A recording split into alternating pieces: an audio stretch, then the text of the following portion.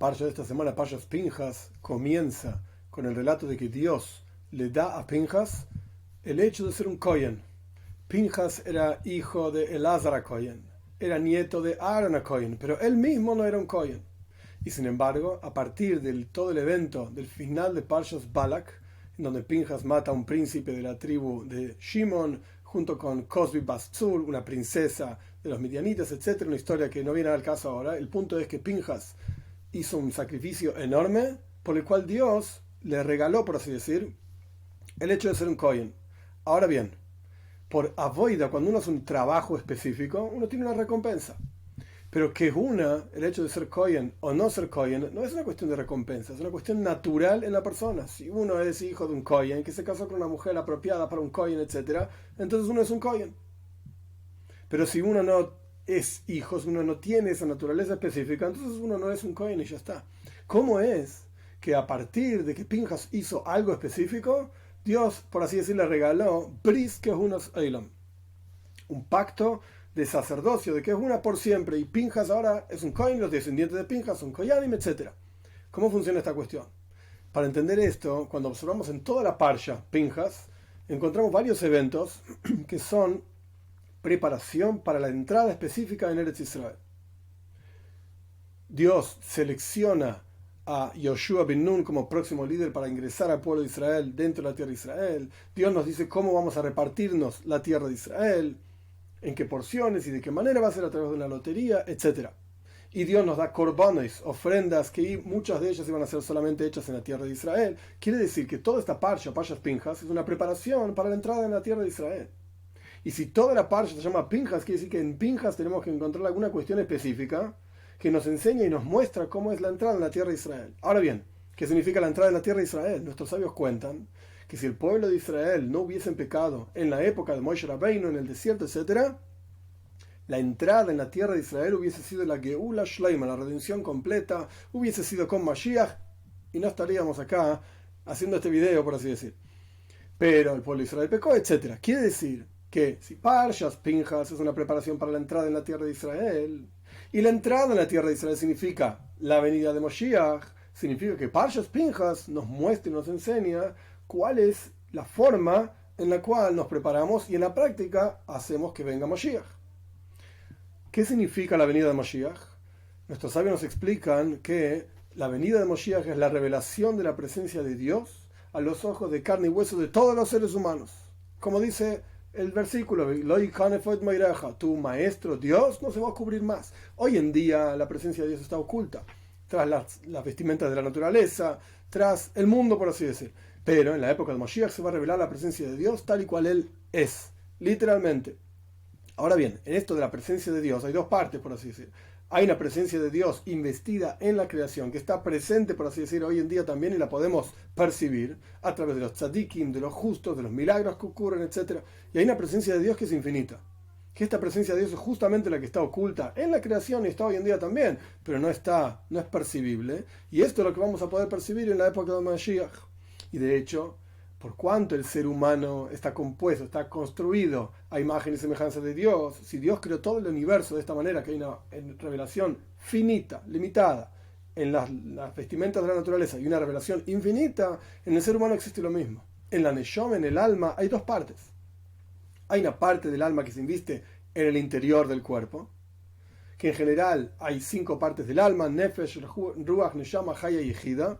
Hay 4 de estas que en general decimos que se invisten en el cuerpo, y hay una parte, Yehida, que significa única. ¿Por qué se llama única? Porque es una con Dios, que es el único, que esto queda por fuera del cuerpo, trasciende, digamos, la posibilidad de que la persona la tenga en su interior.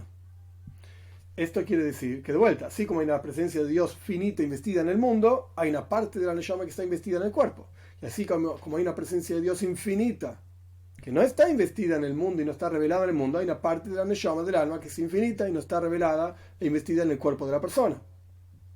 Por eso nuestros sabios dicen, interesante, ¿cómo hacemos para tocar, digamos, Yehida, lo más profundo del alma, Tshuva, arrepentimiento y acercamiento a Dios? Nuestros sabios dicen, interesante, en el Talmud, si el pueblo de Israel hace Tshuva, Nigalin, somos redimidos. Si el pueblo de Israel no hace Tshuva, Ein Nigalin, no somos redimidos. Quiere decir que el concepto de Tshuva no es solamente pecados. Los tzadikim, los grandes justos, que vivieron en todas las épocas del pueblo judío que existen hoy en día, etcétera, también tienen que hacer tshuva, también tienen que arrepentirse. De hecho, el Zohar dice que Mashiach viene, la Sabat Tzadikai B'tiyuvta, hace que los tzadikim hagan tshuva. ¿Qué significa esto? Si no hicieron nada mal, tshuva no es solamente aquello que está mal, hay que repararlo. Tshuva significa también tocar la esencia misma de uno. Porque justamente a través de tocar Yehid Hashem Nefesh, lo más profundo del alma, la esencia misma de uno, que uno puede limpiar todas las cosas inapropiadas y uno puede revelar lo que uno realmente es. Por cuanto, de vuelta, Yehida, la esencia del alma, está vinculada al Yohid, a uno, entonces en la práctica, a través de Tshuva, revelamos la presencia de Dios infinita en el mundo. Muy bien, entonces ahora entendemos que todos tenemos que hacer Tshuva, todos tenemos que retornar a Dios, todos tenemos que mejorarnos, etcétera, para revelar la esencia misma nuestra, y esto va a revelar la esencia de Dios. ¿Cuál es la boida? ¿Qué es lo que hay que hacer entonces? Mesirus Nefesh. Cuando uno se entrega a Dios de acuerdo a lo lógico, a lo que entiende, hay un límite de la entrega de la persona hacia Dios. Pero cuando uno se entrega a Dios totalmente trascendiendo la lógica y lo que comprende, entonces la entrega toca esa misma esencia del alma que trasciende totalmente la lógica y la comprensión que puede investirse en el cuerpo, en la mente, etc. No, Yehida está por encima de esto. Cuando uno trabaja de esta manera, trascendiendo su propia lógica, entonces se vincula a esta esencia, y este es el concepto verdadero de Tshuva, de retornar y vincularse a Dios a través de la esencia de nuestro alma que está vinculada a la esencia de Dios. Y esto justamente lo que hizo Pinjas. Pinjas, de vuelta, como está descrito en Parshas Balak, al final de la Parsha, con sacrificio absoluto, hizo una actividad, una acción que nadie se animaba a hacer. Y que incluso si la preguntaba, le iban a decir que no lo haga.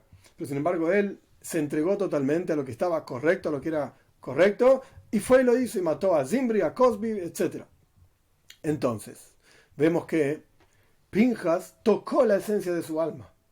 Volviendo a la pregunta inicial, entonces, ¿cómo es que Dios le regaló, le pagó la recompensa de hacer un Kohen? Si no tenés esto, no lo sos. Evidentemente tenemos que decir que Pinjas tenía esta esencia de ser Kohen, por ser hijo de un Kohen, por ser nieto de un Kohen, pero faltaba avoida, faltaba el esfuerzo que él tenía que poner para revelar esto en su propia vida.